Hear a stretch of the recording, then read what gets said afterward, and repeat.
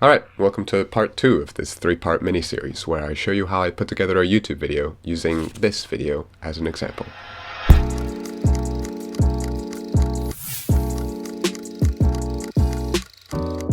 Editing is by far the most time-consuming of the 5 steps I told you about in the last video, and where most of the creativity emerges in my videos. The amount of time I spend editing varies enormously from video to video, from under an hour for the simplest to well over 40 hours for some of the bigger projects. I could talk for hours and hours about how I edit and what I've learned over the years, and maybe someday I will. But today I just wanted to walk you through what a few hours of editing looks like for me nowadays. So, after I import the footage and do some light organizing, I cut together the main shot, taking the best takes from the filming process. In this case, rather than a main shot, I have the audio along with an image of a white piece of construction paper for the background. Now I do the rest of the visuals. This bit takes the longest. All of these are individual text boxes, images, clips, animations, and so on. These visuals are what drive the story and keep it engaging.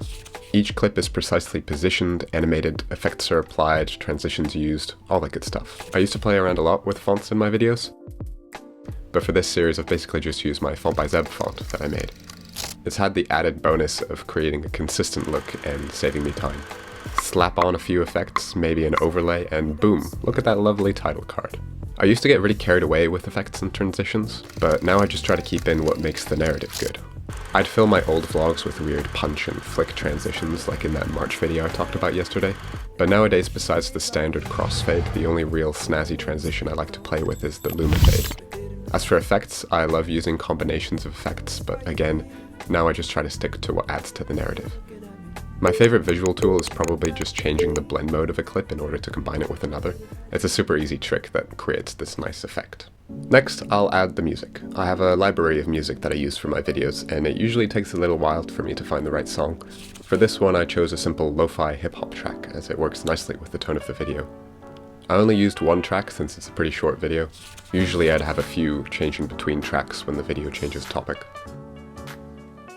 One thing to note is that whenever I use a track, I check YouTube's music service to make sure a copyright claim won't block the video. A lot of my videos do get copyright claims, but that just means that the record label puts adverts and gets money from them, which is fine for me given that I can't monetize my videos anyway. Now that the visuals are in place, the next big step is adding sound effects. Recently this has become a bigger and bigger process for me as I've discovered how much it adds to the video to have nice sounds throughout it. Have a look at this clip, with and without sound effects for comparison.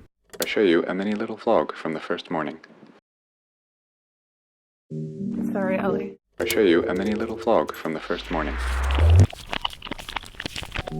Sorry, Ellie. Much nicer, right? As a fun game, try to listen out for all the sound effects that I've used in this video. Again, I have a library of sound effects that I've been collecting over the years. I recommend using freesound.org for sourcing sounds if you're following along at home. Finally, I'll do my color correction and create a look for the whole video. I do this last as it starts to render everything right away and makes my computer overheat, so I don't like to make other edits while it does that. I didn't actually do any color correction for the font video since there's no real footage, so this step doesn't really apply, but in general I just use a bunch of adjustment layers and adjust the overall color of the video.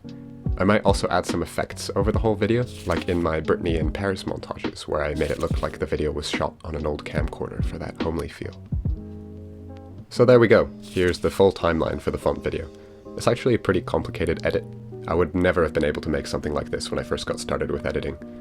If we go back to the first video that I ever made in Final Cut Pro, the timeline looked much simpler, and yet it took me about a month to put together. 1,000 hours of experience is what has led me to be able to bash out something like this in just a few hours. To finish off the editing phase, I watch the video back a couple of times to make sure I'm happy with it. Then I export it and move on to uploading and releasing, which is what we'll be covering tomorrow. Again, feel free to ask any questions you have about how I edit in the comments below.